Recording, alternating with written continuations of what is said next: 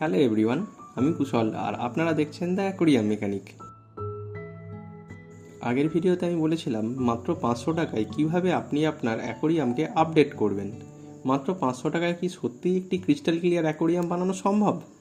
আজকের ভিডিওতে আমি আপনাদের দেখাবো কিভাবে মাত্র 10 দিনের মধ্যেই আমার পুরনো অ্যাকোরিয়ামের জল একদম ক্রিস্টাল ক্লিয়ার হয়ে গেছে, আর তার সাথে দেখাবো নতুন মাছ অ্যাড করার সঠিক পদ্ধতি, যাতে আপনার মাছ থাকে একদম সুস্থ আর অ্যাকোরিয়াম দেখতে লাগে প্রফেশনাল।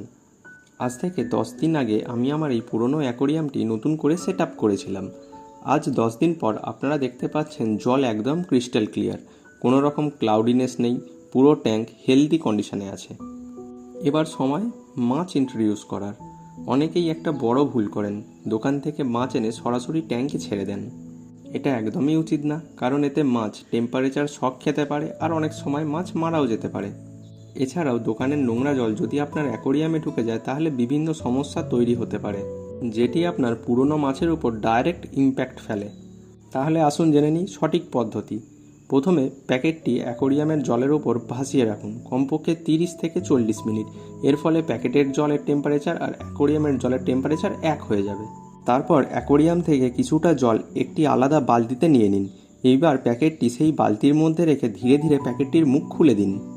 এরপরে দেখবেন মাছগুলি আস্তে আস্তে নিজে থেকেই বেরিয়ে আসবে এবং নতুন জলের কেমিস্ট্রির সাথে নিজেদের মানিয়ে নেবে। এইভাবেই আপনি দোকানের নোংরা জলকে আপনার অ্যাকোরিয়ামে ঢোকা থেকে বাঁচাতে পারবেন। এই প্রসেস ফলো করলে আপনার মাছ থাকবে হেলদি আর অ্যাকোরিয়ামও থাকবে সেফ। এবার আসি অ্যাকোরিয়াম আপডেটে। মাত্র 500 টাকার মধ্যে কি কি করলে আপনি পেতে পারেন ক্রিস্টাল ক্লিয়ার ওয়াটার। প্রথমত, ভালো ফিল্টার মিডিয়া, যার দাম প্রায় 200 থেকে 250 টাকা। তৃতীয়ত, ভালো কোয়ালিটির স্পঞ্জ মানে মেকানিক্যাল ফিল্টারেশন, যা জলের বড় ময়লাগুলিকে আটকে দিয়ে পরিষ্কার জল ফিরিয়ে দেয়।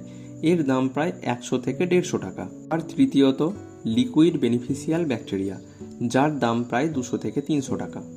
আপনার অ্যাকোরিয়ামে যদি টপ ফিল্টার বা হ্যাঙ্গন ব্যাক ফিল্টার বা হ্যাঙ্গন ব্যাক ক্যানিস্টার ফিল্টার বা ক্যানিস্টার ফিল্টার থেকে থাকে, সেক্ষেত্রে আপনি এই 3টে জিনিস আপডেট করলেই আপনার অ্যাকোরিয়ামের জল পাবেন ক্রিস্টাল ক্লিয়ার।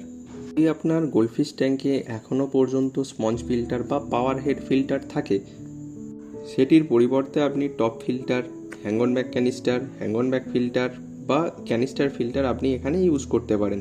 সেক্ষেত্রে আপনার রেজাল্ট অবশ্যই ভালো হবে। এই 3টে জিনিস আপডেট করলেই আপনার অ্যাকোরিয়াম হয়ে যাবে একদম প্রফেশনাল লেভেলের, সাথে পেয়ে যাবেন ক্রিস্টাল ক্লিয়ার ওয়াটার।